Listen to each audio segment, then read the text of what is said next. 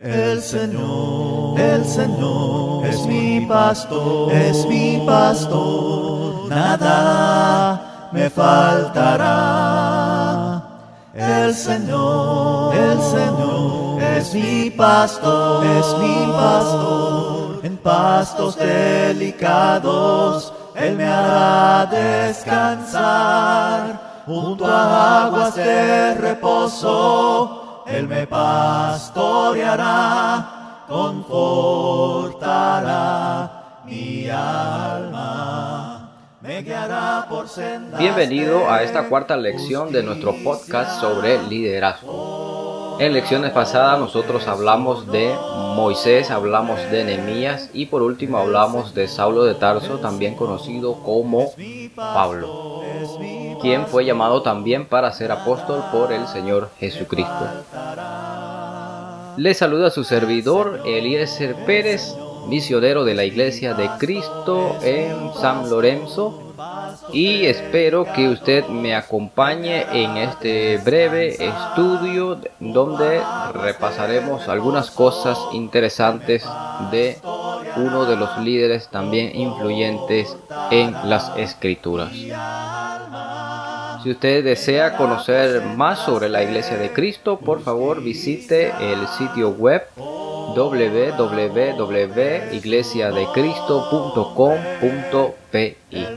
Allí podrá ver algunos artículos para la consejería, podrá ver algunos videos de enseñanza, podrá volver a escuchar estos podcasts y también podrá acceder a unos cursos bíblicos gratuitos y sin necesidad de inscribirse. Este cuarto podcast hablaremos sobre Elías.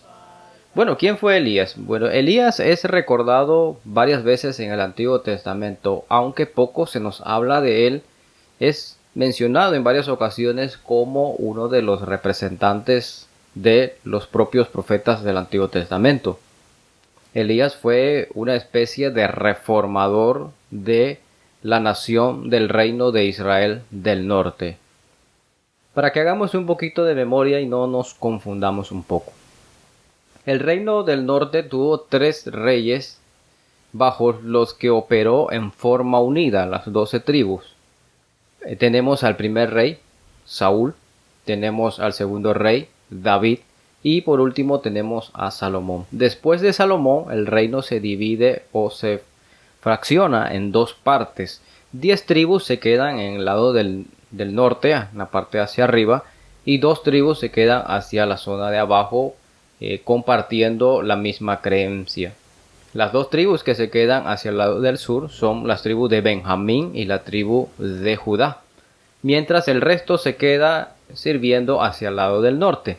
Las 10 tribus de la parte del norte aceptan el decreto o son inducidos a practicar la idolatría por su primer rey, que es Jeroboam.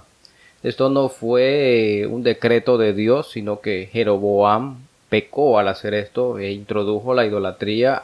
Desde allí nace un conflicto entre los 2 reinos e incluso con las naciones extranjeras.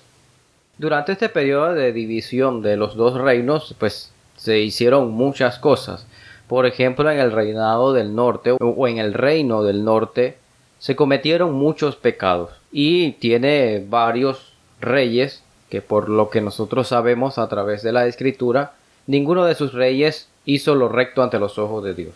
Dentro de esos reyes nosotros tenemos a Acab, que fue el rey de Israel para la época del profeta Elías. Acab luchó contra los sirios, peleó contra Asiria, que era un imperio bastante fuerte y agresivo. También tuvo algunos logros políticos, materiales y también militares. Pero él cometió un grave error, como dice el primer libro de Reyes, en el capítulo 16, versículo 31 al 34, cuyo error fue específicamente no solo hacer los mismos pecados que Jeroboam, sino también casarse con Jezabel, la hija de Edbaal. Edbaal era rey de los sidonios, Pero no solo rey, sino que también era sacerdote de Baal. Entonces, por supuesto que la familia de Jezabel era bastante arraigada a la idolatría. Algo que no estaba permitido. Usted recordará que la ordenanza siempre era para los reyes no casarse con mujeres extranjeras para que no desviara su corazón. Eso, un decreto desde la época de Moisés. En ese tiempo, por supuesto que la idolatría se agravó y se extendió como una plaga sobre las tierras del reino de Israel. Toda la gente, desde el más alto funcionario al más bajo funcionario, practicaba la idolatría, se transmitía desde los más adultos a los más jóvenes, y por supuesto que la desviación al mandamiento que Dios le había ordenado a Moisés causaría una degeneración o una terrible inmoralidad hacia el pueblo. No obstante, en ese tiempo de apostasía aparece un reformador. Un reformador es alguien que trata de enderezar o cambiar el estilo común que se está practicando para dirigirlo por la forma correcta. Ese es lo que hace Elías específicamente, y es él a quien nosotros estamos estudiando. Elías se conoce entonces como un reformador del pueblo de Israel porque llamó a la nación a arrepentimiento.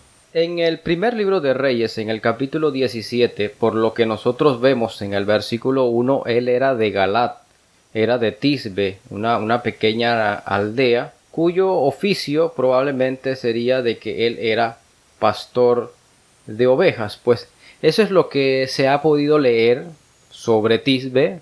Sin embargo, ese hombre ordinario, usted puede ver que en el segundo libro, en el capítulo 1, versículo 8 de Reyes, tenía un aspecto bastante extraño de vestir.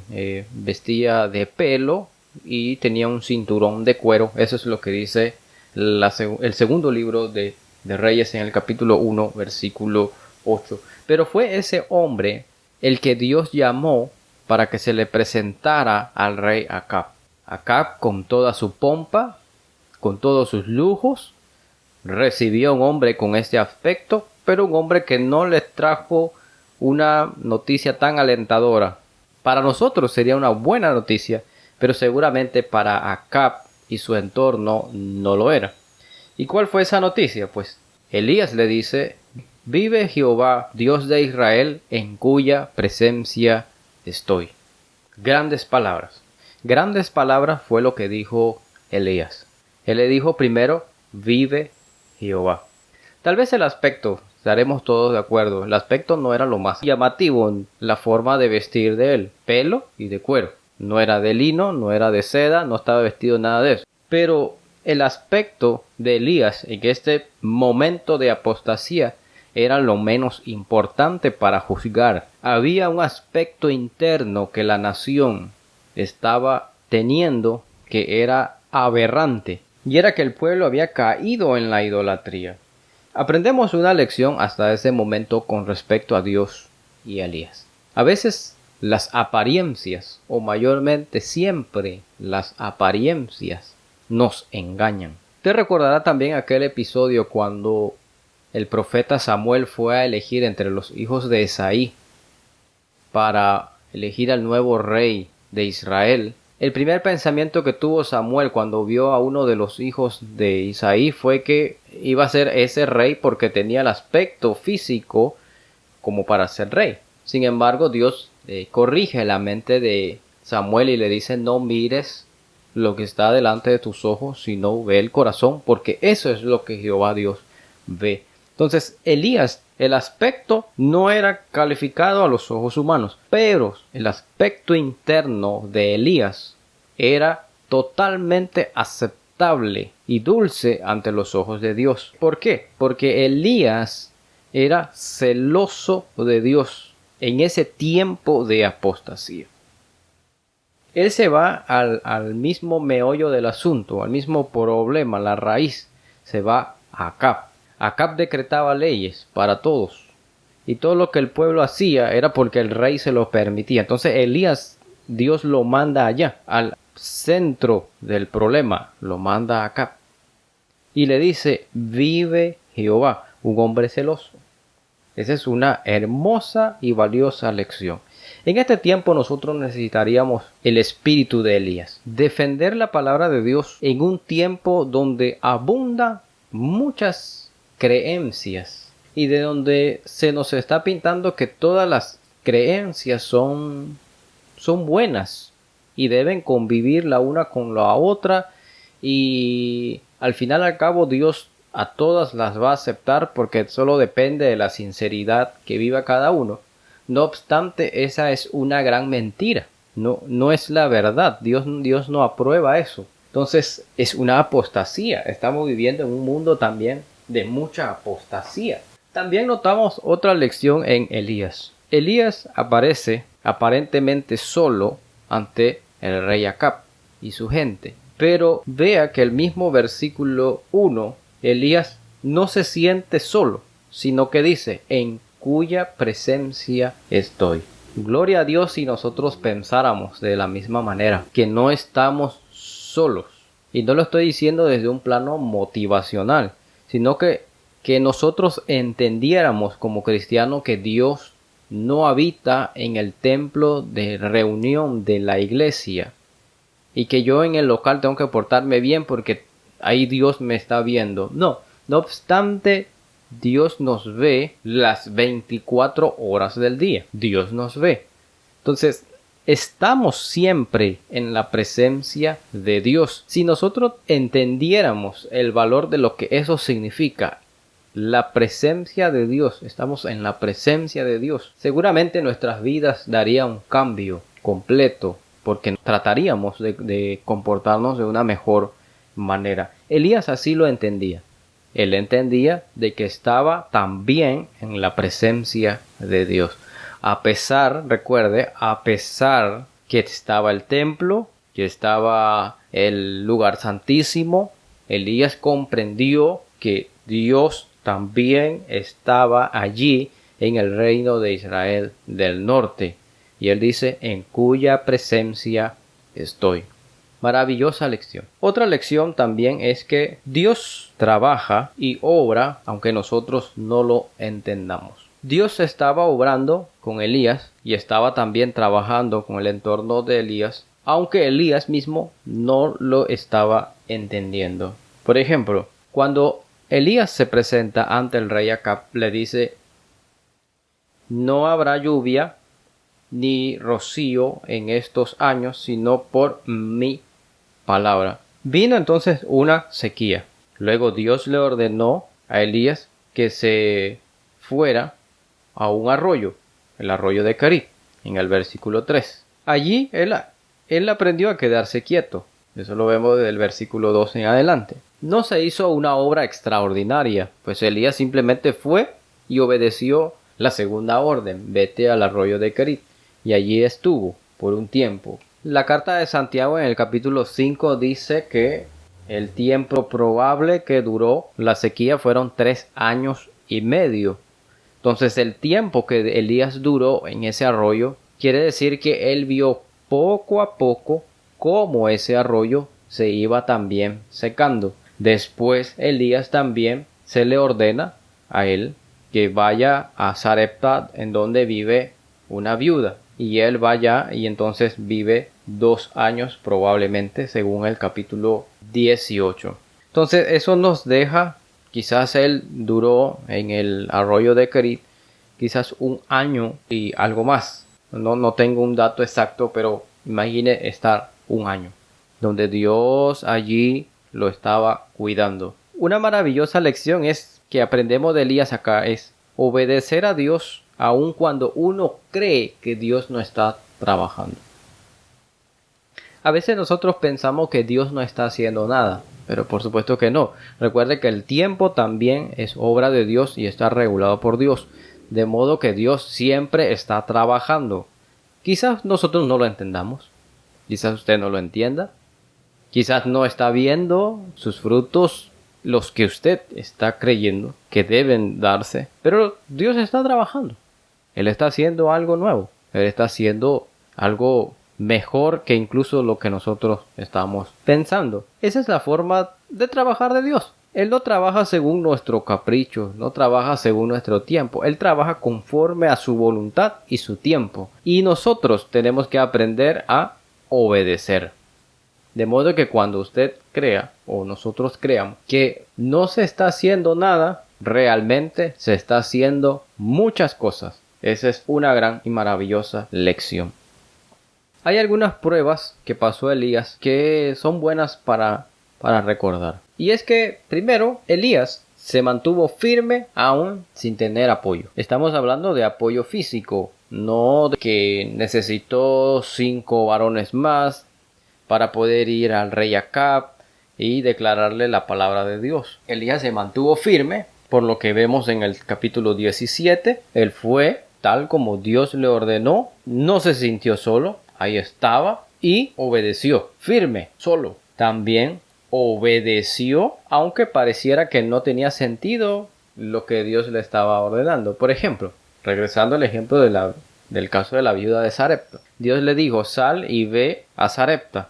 Salió del arroyo. Cuando llega a Sarepta quizás tenía una mejor expectativa de lo que había en Sarepta, por lo cual Dios ahora lo estaba ordenando ir a Sarepta. Sin embargo, cuando llega a Sarepta, lo que se encuentra es una viuda que estaba preparando lo último que tenía para comer ella, su hijo y así ya después morir. Entonces, no era un escenario tampoco bastante agradable el que lo estaba esperando. Sin embargo, él bendijo la vida de la viuda y la de su hijo, pero siguió obedeciendo. También vemos que él aprendió a ser agradecido, aun cuando lo que tenía no sea lo que él quisiera. Quizás Elías esperaba que Dios le diera una orden para hacer algo más milagroso mientras el tiempo que estuvo de los 3 años y medio de la sequía, pero eso no ocurrió. Sin embargo, tuvo que pasar el tiempo, comer pan que le traían los cuervos, beber agua del arroyo, pero no dice la Biblia que se quejó. Interesante, que porque estaba comiendo solo pan y agua. Ese pan habrá sido un pan que más nutrientes tenía en la tierra del reino de Israel para alimentar a un hombre como este. Según la carta de Santiago en su capítulo 5 versículo 17, nos habla de que Elías fue alguien como nosotros. Elías enfrentó el desánimo después de que él desafiara a los sacerdotes de Baal y ganara ese desafío, y el pueblo se arrepiente y ve que por la obra que Elías estaba haciendo se manifestaba entonces de que Dios era el verdadero Dios de Israel. Poco después, la esposa de Acab, Jezabel, le pone sentencia a la vida de Elías y Elías huye por temor a Jezabel. No podemos decir que fue cobardía. Yo no me atrevo a decir que fue cobardía. Me atrevo a decir solamente que Elías fue alguien como nosotros. Momentos de altos, momentos de bajos. Vio la obra de Dios, cómo se cumplió cuando él oró para que viniera la lluvia y se acabó la sequía. Cuando él le pidió a Dios por el hijo de la viuda de Sarepta. Cuando él también pidió fuego para que así se probase de que realmente Dios era el verdadero Dios y no Baal. Pero ahora siente temor por el decreto de una mujer. No veo nada de extraño. Lo que valoro es que la Biblia me esté diciendo de que fue alguien como nosotros, que tuvo también sus desánimos. Eso es algo que la Biblia también nos transmite. Él aprendió también la dependencia en gran medida. Cada movimiento que él estaba haciendo era con la aprobación y con el permiso de Dios. También vemos que Dios, por medio de Elías, nos enseña de que Dios no nos va a dar una carga más del que nosotros no podamos soportar. Por ejemplo, en el primer libro de Reyes, en el capítulo 19, versículo 15 al 18, Elías no debería haber creído que él era el único de los profetas que estaba todavía vivo para aquel entonces. Dios le dice a él que todavía había 7,000 hombres que no habían doblado rodilla. Dios estaba sin duda usando a Elías, pero algo que Elías no debía haber creído era que él era el único. Entonces Dios no le va a delegar a uno una carga de la que no podemos llevar. Dios también tenía en la línea del tiempo y al mismo tiempo en su alrededor otros hombres también trabajando como Elías estaba haciendo, llamando a arrepentimiento a aquellos para que volvieran a los pies del Señor. Vea, Dios tenía a Hazael, rey de Siria. Dios también tenía a Jehú para ser elegido como rey de Israel. Y también tenía un sucesor para el mismo Elías, que sería entonces en este caso el profeta Eliseo. Y dice el versículo 17, y el que escapare de la espada de Hazael, Jehú lo matará, y el que escapare de la espada de Jehú, Eliseo lo matará. Y yo haré que queden en Israel 7,000 cuyas rodillas no se doblaron ante Baal y cuyas bocas no lo besaron. Entonces Dios no le iba a delegar tan grande responsabilidad sobre este hombre, Elías. No, Dios ya tenía preparado todo cómo iba a ser este maravilloso proceso. Finalmente aprendemos de Elías varias cosas. Un hombre bastante celoso, no necesitó estar acompañado de un grande complot o de un equipo de evangelistas, misioneros, como se llame, para poder ir a presentarse ante el rey Acab. Él solo recibió la orden de Dios y allá fue.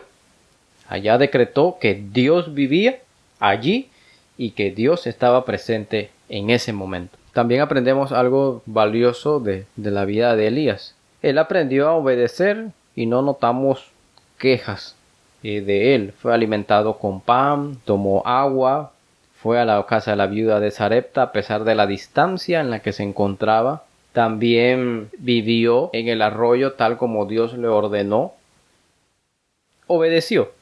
Simplemente obedeció sin poner pero. Pasó tiempo, aunque pareciera que Dios no estaba trabajando, realmente estaba trabajando. Entonces, esa es una maravillosa lección para nosotros. Estar quietos no siempre es malo. A veces se necesita estar quieto porque hay algo que se está haciendo. Él se mantuvo firme, él siempre obedeció, aparentemente siempre fue agradecido, siempre fue celoso de Dios. Fue un hombre con pasiones como nosotros, con debilidades como las nuestras.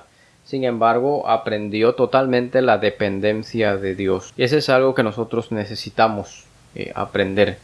Y sobre todo de Elías, lo último que me gustaría recordar es que Dios no nos va a dar una carga que sea mayor que lo que nosotros podemos soportar. Eso no quiere decir que si yo no estoy, la obra de Dios va a decaer.